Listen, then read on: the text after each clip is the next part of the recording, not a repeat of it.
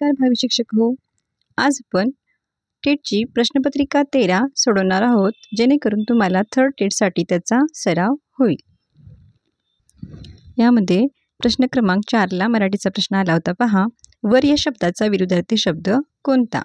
तर वर म्हणजे विरुद्धार्थी खाली असे पण होतो, विरुद्धलिंगी वधू पण होतो आणि वरच्या विरुद्धार्थी शाप पण होतो. म्हणून वरील सर्व हे याचे योग्य उत्तर आहे. पर्याय क्रमांक डी. नेक्स्ट पहा 32 नंबरला, खालीलपैकी अशुद्ध शब्द कोणता? परमात्मा, परमेश्वर, परम यापैकी नाही. आणि याचे उत्तर आहे पर्याय क्रमांक डी, यापैकी नाही. नेक्स्ट क्वेश्चन 66 नंबरला आलेला आहे. पहा, खालीलपैकी स्त्रीलिंगी शब्द कोणता? तो कुत्रा, तो ससा, तो कासव, ती सासू. ती सासू हा काय आहे? स्त्रीलिंगी शब्द. पर्याय क्रमांक डी. पाणी पाजणे या वाक्यप्रचाराचा अर्थ काय? तर पाणी पाजणे म्हणजे पराभव करणे. पर्याय क्रमांक ए. नेक्स्ट पहा, गंगोग या शब्दाची संधी सोडवा. आणि या शब्दाची संधी होते गंगा आधी ओग बरोबर गंगोग, म्हणजे आ अधिक ओ बरोबर औ होते. म्हणून याचा काय होतो? पर्याय क्रमांक डी हे योग्य उत्तर होते. यासाठी आपण काही आणखीन शब्द पाहू. स्वरसंधी नियम 5 प्रमाणे पहा, अ किंवा आ यांच्या पुढे ओ किंवा औ आल्यास त्या ऐवजी औ येतो.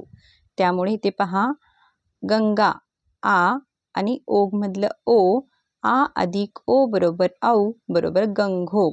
त्याचबरोबर इतर उदाहरणे पण पहा, जलोग, वृक्षादर्य, महोदार्य.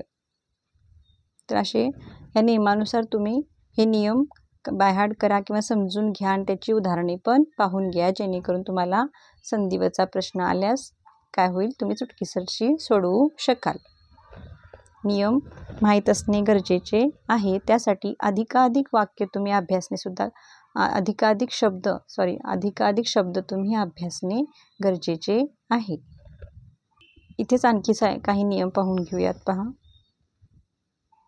चौथा नियम, तिसरा नियम, दुसरा नियम, हा आहे पहिला नियम. त्याचबरोबर हा 6वा, 7वा आणि 8वा अशा प्रकारे स्वरसंधीचे 8 नियम आहेत. नेक्स्ट क्वेश्चन पहा, कनक या शब्दाचा समानार्थी शब्द कोणता? सोने, धोत्रा. वरील दोन्ही बरोबर यापैकी नाही. तर याचे योग्य उत्तर ए आहे सोने. कारण सोन्याचे समानार्थी शब्द आहेत सुवर्ण, कनक, कांचन, हिरण्य, हेम. पण परीक्षा देणे याचं उत्तर पर्याय क्रमांक सी दिलेले आहे. वरील दोन्ही बरोबर. तुम्हाला काय वाटते नक्की कमेंट करा. पुढील जोड शब्द पूर्ण करा. केर, कचरा. पर्याय क्रमांक सी. पाणी पाजणे या वाक्यप्रचाराचा अर्थ काय? हा क्वेश्चन रिपीट झाला. आता पुढचा प्रश्न पाहू. पुढील म्हण पूर्ण करा. दुरून डोंगर साजरे. पर्याय क्रमांक डी. खालीलपैकी शुद्ध वाक्य कोणते? त्या पिंजऱ्यात 5 पाखरू आहेत. आंब्याच्या झाडावर खूप पाखरू आहेत. पाखरांनी किलबिल केली. तर पाखरांनी किलबिल केली हे शुद्ध वाक्य आहे. कारण या ठिकाणी पहा, एक वचन पाखरू, अनेक वचन पाखरे. आंब्याच्या झाडावर खूप पाखरे आहेत. त्याचप्रमाणे इथं पण 5 पाखरे आहेत असं यायला पाहिजेत, परंतु तिथं त्याने पाखरू हा एक वचनी शब्द दिलेला आहे. त्यामुळे ह्या दोन्ही वाक्य काय आहेत? अशुद्ध आहेत. आणि पाखरांनी किलबिल केली या ठिकाणी त्याचे अनेक वचन बरोबर झालेलं आहे किंवा सामान्य नाम झालेले आहे त्याचे, आणि त्यामुळे हे वाक्य काय आहे? योग्य आहे.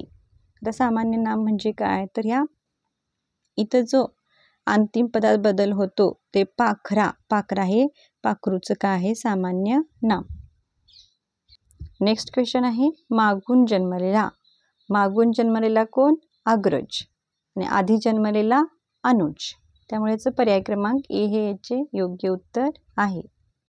पै या शब्दाचा समानार्थी शब्द कोणता? पै पाणी, दूध, पाय, ए व बी बरोबर. तर ए व बी बरोबर आहे.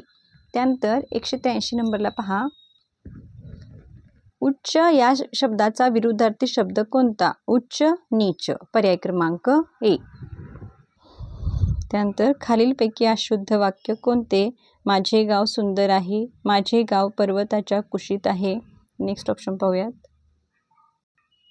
माझ्या गावाचे शीर्षक सुंदरबन आहे. माझे घर गावाच्या अगदी मध्यभागी आहे.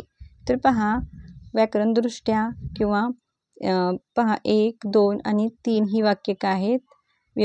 शुद्ध आहेत. आणि इथं पहा पर्याय क्रमांक सी मध्ये माझ्या गावाचे शीर्षक. तर गावाचे शीर्षक नसते, गावाचे काय असते? नाव. तर या ठिकाणी काय हवं होतं? नाव हा शब्द हवा होता. त्यामुळे पर्याय क्रमांक सी हे काय आहे? अशुद्ध वाक्य आहे आणि तेच आपले उत्तर आहे. अशा प्रकारे आज आपण प्रश्नपत्रिका 13 सोडवली आहे. नेक्स्ट व्हिडिओमध्ये आपण प्रश्नपत्रिका 14 सोडवणार आहोत. व्हिडिओ आवडला लाईक करा, तुमच्या मित्रमैत्रिणींना शेअर करा आणि जर तुम्ही चॅनलला नवीन असाल तर चॅनलला नक्की सबस्क्राईब करून घ्या. थँक्यू.